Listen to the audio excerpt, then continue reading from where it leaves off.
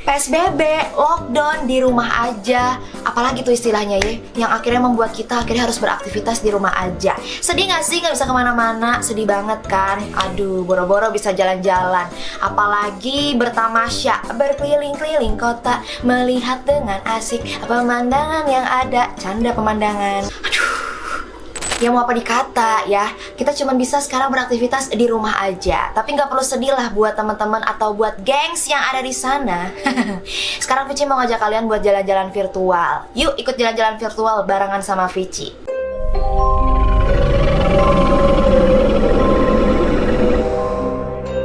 Perjalanan kali ini agak sedikit berbeda nih gengs, karena kali ini aku mau ngajak kalian jalan-jalan di episode misteri tentunya ya. Jadi cerita kali ini akan penuh cerita misteri dan juga mistis.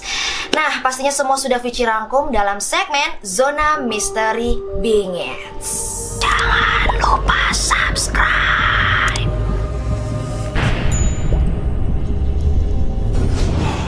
Pulau Dewata, Bali, surga tempat untuk liburan. Bukan hanya garis pantai yang indah, tapi ternyata kota Bali ini juga memiliki banyak destinasi tempat wisata yang bagus, keren, dan juga unik. Keunikan, keanehan, dan juga suasana penuh misteri yang dimiliki tempat wisata yang akan kita bahas kali ini. Yaps, yang akan kita bahas kali ini sesuai dengan judul, yaitu Trunian. Trunian ini memiliki daya tarik tersendiri, makanya nggak heran kalau misalnya banyak wisatawan yang justru datang ke tempat tersebut untuk melihat keunikan lain dari kota Bali. Dengan keunikan serta misteri mistis yang menyelimuti desa Trunian, makanya nggak heran kalau Trunian ini menjadi salah satu destinasi wisata horor nomor 1 di Bali, bahkan di Indonesia. Trunian atau Trunian adalah sebuah desa yang terletak di Kecamatan Kintamani, Kabupaten Bangli, Provinsi Bali. Trunian ini juga lokasi persisnya itu berdekatan dengan Danau Batur, gengs. Trunian merupakan salah satu destinasi yang cukup sangat terkenal akan tradisi pemakamannya yang sangat unik. Dimana kita tahu ya, kalau pemakaman itu kan biasanya identiknya dengan kain kafan atau peti mati, tapi tidak untuk desa Trunian. Melainkan, bila ada yang meninggal, jasadnya tersebut itu nggak dikubur, nggak ditaruh dalam peti mayat gitu ya. Ataupun melainkan kan biasanya kalau di Bali itu, kalian tahu tentunya ya, kalau di Bali itu ada tradisi ngaben atau pembakaran mayat. Nah, di desa Trunian, mayat tersebut itu tidak dibakar ataupun dikubur, melainkan hanya digeletakkan di atas tanah. Tanah ini bukan sembarangan tanah, gengs, melainkan mayat tersebut itu ditaruh di atas tanah yang dimana di situ tuh tumbuh sebuah pohon yang katanya sih sudah berdiri sejak berabad-abad, bahkan beratus-ratus tahun yang lalu, gengs. Dan mayat tersebut pun hanya ditutup menggunakan sekat-sekat bambu. Nah, seperti yang digambar ini, gengs, jelasnya kayak gini. Nah, geng, selain pemakaman tersebut hanya ditutup menggunakan bambu atau hanya di-skat dengan menggunakan bambu kisaran 1 meter, nah ternyata di area pemakaman ini pun juga disediakan sesaji nih, gengs. Nah, sesaji ini konon disediakan adalah sebagai bentuk penghormatan terakhir dari keluarga yang telah ditinggalkan. Nah, yang bikin aneh itu sebenarnya ini sih, gengs. Jadi walaupun di desa Trunian ini mayat itu kan hanya digeletakkan di atas tanah dan ditutup dengan menggunakan sekat bambu, tapi ternyata mayat itu tidak menimbulkan bau busuk, melainkan aroma wangi yang kecium. Nah, usut punya usut sih katanya aroma wangi itu muncul dari sebuah pohon yang udah ada bertahun-tahun di situ yang tadi aku bilang loh, gengs. Nah, pohon ini tuh diberi nama pohon tarumenyan. Nah, konon menurut masyarakat setempat dipercaya kalau pohon tarumenyan ini akarnya itu bisa menyerap bau busuk dari mayat yang ada di pemakaman desa Trunian. Meskipun namanya itu adalah pemakaman, tapi ternyata kalian juga nggak bisa sembarangan nih, gengs, kalau misalnya ingin dimakamkan di pemakaman Trunian tersebut. Karena ternyata hanya ada 11 mapasah atau 11 jenazah yang bisa dikuburkan di Trunian tersebut. Dan tentunya ini juga harus memiliki beberapa syarat ya, gengs ya. Nah, untuk yang pertama itu diberi nama Semamuda. Semamuda ini adalah pemakaman khusus bagi balita atau anak-anak, gengs. Nah, untuk yang kedua itu diberi nama Semawayah. Nah, untuk kategori Semawayah ini itu adalah pemakaman bagi orang-orang yang meninggal dunia karena sakit, orang dewasa, atau meninggal karena wajar gitu ya gengs ya. Dan untuk kategori yang terakhir itu diberi nama semabantas. Nah untuk semabantas ini contohnya untuk meninggal bagi yang tidak lazim gitu, maksudnya tuh seperti yang kecelakaan kayak gitu gengs. Nah itu masuk kategori yang ketiga yaitu semabantas. Nah kok bisa sih ada pohon yang bisa menyerap bau busuk dari mayat? Gimana ceritanya? Yuk langsung aja sekarang kita bahas ke sejarah pemakaman Desa Trunyan.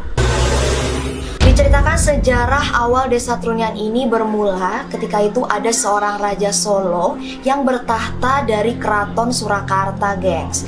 Nah, beliau ini memiliki 4 orang anak, gengs. Jadi 3 seorang laki-laki dan juga 1 seorang putri. Nah, saat itu ketika di istana, keempat anaknya ini tuh mencium aroma wangi yang sangat menyengat. Singkat cerita, mereka ini izin nih sama sang raja untuk pergi berkelana mencari asal muasal dari aroma wangi tersebut. Setibanya di kaki Gunung Batur sebelah selatan, saat itu sang putri bungsu ini merasa falling in love atau jatuh cinta gitu sama tempat tersebut. Dia pun ngerasa nyaman nih di wilayah Gunung Batur ini, dan dia pun kepikiran pengen menetap di wilayah itu aja deh, nggak mau lanjutin lagi perjalanan bareng ketiga saudaranya gitu loh. Dan akhirnya dia pun bilang ke kakak-kakaknya kalau dia ingin menetap di wilayah Gunung Batur tersebut. Dan saat itu juga sang putri mendapat gelar Ratu Ayu Mas Maketet. Setelah itu pun akhirnya mereka melanjutkan lagi perjalanannya nih gengs. Nah saat di perjalanan tiba-tiba mereka itu mendengar suara burung yang sangat merdu. Nah tapi nih adik ketiganya karena mendengar suara burung yang sangat merdu, menurut dia tuh agak asing, dia pun teriak-teriak, lompat-lompat kegirangan gitu gengs. Nah hal itulah yang ternyata membuat kakak sulungnya ini tuh marah alias keganggu. Dan saat itu juga kakak sulungnya ini menyuruh adik ketiganya itu untuk menetap atau tinggal di situ aja gitu loh, karena lo berisik banget nih, ganggu kalau misalnya lo ikut gue jalan gitu. Nah tapi saat itu adik ketiganya ini nggak mau guys, dia pun memberontak, dia nggak mau buat menetap di sana, dia mau tetap ngelanjutin perjalanannya. Saat itulah yang memicu emosi dari kakak sulung tersebut. Akhirnya saat itu pun terjadilah perkelahian yang sangat sengit antara adik ketiga dengan kakak sulung ini. Pergulatan ini pun berlangsung cukup lama nih gengs, dan membuat kakak sulung ini makin membara lagi nih emosinya. Dan dia pun udah gak bisa nahan emosi lagi. Akhirnya dia pun menendang adik ketiganya hingga terpental jauh, dan membuat adik ketiganya ini pun terjatuh dalam posisi bersila dan menjadi patung. Dan sampai saat ini pun patung Batara atau patung dewa ini masih bisa kita temuin ya gengs ya. Tepatnya itu ada di Kedisan dan dalam posisi bersila tentunya. Batara penjelmaan pangeran ketiga ini pun mendapat sebuah gelar yaitu Ratu Sakti Sang Hyang Jero. Dan tinggallah saat itu kakak sulung dan juga adik yang kedua. Dan mereka pun melanjutkan lagi perjalanan mereka untuk menyusuri tepi Danau Batur sebelah timur. Nah ketika di tengah-tengah perjalanan, mereka ini bertemu dengan 2 orang gadis cantik. Dan ternyata memikat hati dari si adik yang nomor 2 nih gengs. Ternyata hal itu memicu emosi dari kakak sulung lagi nih gengs. Dan pangeran pertama pun atau kakak sulung ini akhirnya dia pun emosi, dan terjadilah pergulatan yang cukup sangat sengit antara mereka berdua. Dan kakak sulung ini pun melakukan aksi yang sama nih terhadap adiknya yang kedua ini. Dia pun menendang adiknya yang kedua ini sampai terjatuh dan tertelungkup. Nah kemudian desa tersebut diberi nama Desa Abang Dukuh geng setelah kejadian itu. Dan akhirnya setelah itu pun tinggallah pangeran pertama ya, atau si kakak sulung ini, yang akhirnya melanjutkan perjalanannya untuk mencari sumber dari aroma harum yang memikat dia. Dan dia pun akhirnya terus menyusuri daerah Danau Batur tersebut, dan tibalah ternyata dia menemukan sebuah pohon gengs. Nah pohon inilah yang diberi nama pohon Tarumenyan. Dan saat itulah sang pangeran pun telah menyadari kalau ternyata aroma wangi itu muncul dari pohon Tarumenyan ini.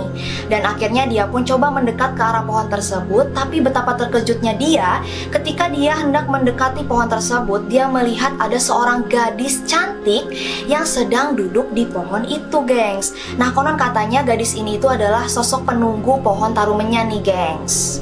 Pangeran pun punya niatan untuk mempersunting Dewi ini nih gengs. Nah akhirnya dia pun menyampaikan niatnya untuk menjadikan sang Dewi ini sebagai istrinya. Nah saat itu sang Dewi pun memberikan sebuah persyaratan. Kalau misalnya kamu mau mempersunting aku sebagai istrimu, kamu harus menjadi pemimpin desa ini.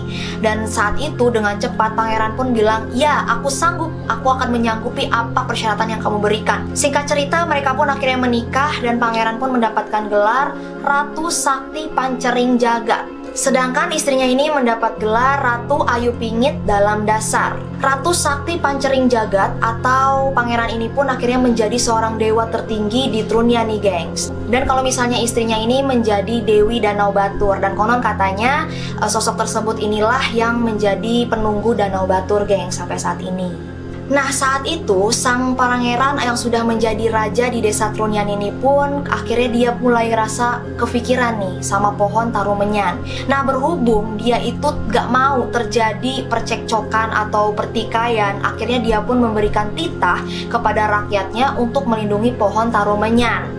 Nah saat itu sang raja punya pemikiran gini gengs, kalau misalnya rakyatnya ada yang meninggal dunia, lebih baik jangan dikuburkan, melainkan ditaruh atau diletakkan di bawah pohon tarumenyan.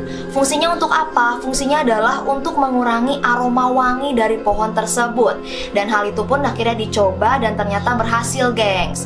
Nah hal inilah yang akhirnya menjadi tradisi dari zaman leluhur dulu atau zaman pangeran ini sampai detik ini pun masih dilakukan gengs. Fungsinya adalah memang untuk mengurangi aroma wangi yang dimiliki oleh pohon tarumenyan tersebut. Misalnya kalian datang ke desa Trunyan, kalian akan melihat sosok mistis yang sangat-sangat membuat bulu kuduk kalian merinding. Sosok mistis ini tentunya jelas nyata dan jelas adanya gengs. Kenapa demikian?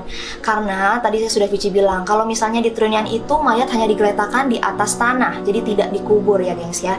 Jadi ketika nanti mayat tersebut sudah tinggal sisa tulang menulangnya, itu tengkorak-tengkorak itu akan disusun gengs di wilayah pemakaman Trunyan tersebut. Dan tentunya kalian akan disajikan pemandangan tengkorak-tengkorak yang tersusun di pemakaman desa Trunyan. Dan gak cuma itu aja gengs, kalau misalnya kalian berkunjung ke destinasi Trunyan tersebut, kalian juga bisa melihat mayat atau jenazah yang berada di dalam bambu persis di depan kalian gengs. Karena mayat tersebut jelas nyata hanya digeletakkan saja di bawah pohon tarumenyan. Dan tentunya tempat ini pun menyimpan cerita mistis di dalamnya.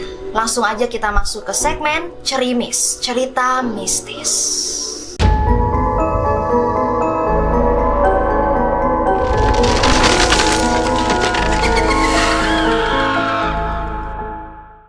Dari apa yang aku lihat lewat video YouTube ya guys ya, untuk detailnya mungkin aku akan taruh di description box. Nah jadi kisah ini tuh terjadi pada Bang Naf, dimana saat itu Bang Naf ini datang ke desa Trunyan dalam waktu yang tidak lazim. Ya biasanya orang-orang datang berkunjung ke sana itu pada waktu pagi hari atau siang hari, tapi Bang Naf ini datang justru pada waktu malam hari atau lebih tepatnya di waktu tengah malam. Saat itu Bang Naf dan juga rombongan itu sampai di desa Trunyan itu kisaran tengah malam gitu guys, dan ternyata sehari itu bertepatan dengan hari malam Jumat Kliwon, yang dimana kita tahu nuansa malam Jumat itu ya udah pasti dong tingkat kemistisannya itu makin bertambah, nuansa horornya makin bertambah. Nah saat itulah Bang Naf dan juga rombongan merasa situasi di daerah pemakaman Trunyan semakin mencekam. Saat itu Bang Naf dan juga rombongan pun turun dan langsung menyusuri wilayah pemakaman desa Trunyan tersebut. Dan seketika saat itulah dia pun juga melihat bahwa ada tulisan gapura yang bertuliskan selamat datang gitu ya. Dan dia pun masuk ke daerah tersebut, dan betapa terkejutnya dia bahwasannya dia melihat pemandangan yang sangat-sangat cukup mencekam ya, dimana yang biasa dia lihat orang gitu ya, tiba-tiba dia melihat di situ ada sebongkahan tengkorak yang tersusun dengan sangat rapi. Dan selain itu juga di balik bambu-bambu yang ada di pemakaman Trunyan tersebut baru aja ternyata ada yang meninggal. Dan dia pun melihat mayat-mayat yang bergeletakan di bawah pohon tarumenyan. Dan selain itu juga dia melihat beberapa mayat yang memang sudah membusuk ya guys ya di bawah pohon tarumenyan tersebut, tapi memang tidak mengeluarkan bau busuk sama sekali saat itu. Jadi dia santai dan coba melihat, menyusuri atau menelusuri lah ya wilayah pemakaman dari trunian tersebut. Di tengah-tengah eksplorasi rombongan Bang Naf ini yang sedang menelusuri pemakaman trunian tersebut, tiba-tiba salah seorang anak muda ini terjadi kerasukan di tempat, gengs. Hal inilah yang membuat situasi saat itu pun semakin lebih mencekam lagi, karena konon katanya juga diketahui kalau misalnya yang menghadiri pemakaman trunian pada waktu tengah malam itu baru yang pertama ini adalah Bang Naf, guys.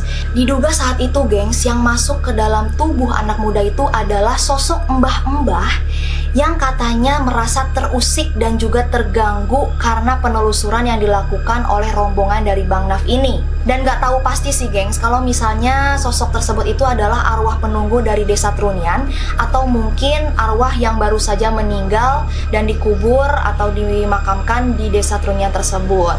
Tapi yang jelas arwah mbah-mbah tersebut merasa tidak nyaman dan dia ingin semua rombongan ini pergi meninggalkan kawasan tersebut, atau jangan lagi lu eksplor di wilayah gue, kasarnya gitu, gengs.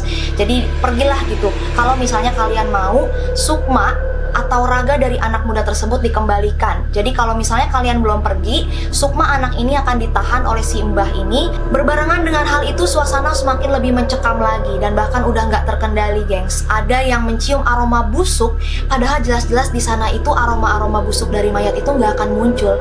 Tapi tiba-tiba malam itu kecium dan betul-betul sangat mengganggu para rombongan dari Bang Naf tersebut. Seketika saat itu suasana semakin mencekam dan udah bingung harus gimana lagi. Akhirnya satu persatu dari rombongan tersebut pun pergi berlarian untuk meninggalkan lokasi pemakaman desa Trunian. Ketika rombongan dari Bang Naf ini mau pergi, guys, meninggalkan lokasi dari pemakaman Trunian itu, tiba-tiba lampu senter yang mereka bawa mati satu persatu, gengs. Dan hal itulah yang akhirnya membuat mereka semakin lebih takut lagi di lokasi, dan akhirnya mereka pun pergi berlarian satu persatu meninggalkan tempat dari pemakaman Trunian tersebut. Oke guys, sekarang kita bakalan lanjut ke cerita mistis yang kedua. Cerita mistis yang kedua ini datang sebut saja dari Agung ya guys. Saat itu Agung datang berkunjung ke pemakaman desa Trunian, dimana dia datang waktu itu kisaran dari pagi ke siang hari gitu, gengs. Nah di sana dia mencoba mengeksplor wilayah pemakaman desa Trunian karena memang dia sangat tertarik banget gitu ya untuk betul-betul mengabadikan momen-momen ketika dia berada di pemakaman tersebut. Dia menelusuri setiap tempatnya, dia mencari tahu seluk-beluknya sambil foto-foto juga di sana. Tiba-tiba ketika dia menelusuri lebih dalam, dia melihat ada beberapa tulang-tulang yang berserakan di bawah. Saat itu entah gimana pikirannya Agung, cuman dia tertarik untuk melihat karena mungkin dia kepo gitu ya, tulang tuh gimana sih kalau misalnya dipegang. Nah saat itu dia coba tuh cari-cari tahu, dia ambil-ambil gitu ya, dia lihat-lihat.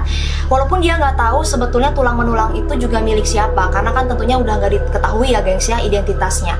Dia lihat-lihat dan dia pun akhirnya tertarik dan ada kepikiran buat coba bawa pulang nih tulang itu. Dan tanpa sepengetahuan dari teman-temannya, dia pun bawa salah satu potongan tulang, ini segede gini doang guys, kecil banget, dimasukin ke dalam tasnya tanpa sepengetahuan orang-orang. Jadi nggak ada siapapun yang ngeliat kalau dia tuh ngebawa tulang sekecil ini ke dalam tasnya.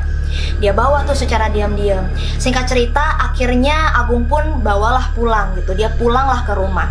Sesampainya dia di rumah, tiba-tiba Agung ini jatuh sakit. Nah sakitnya ini udah minum obat masih tetap sakit, udah minum obat kok tambah parah.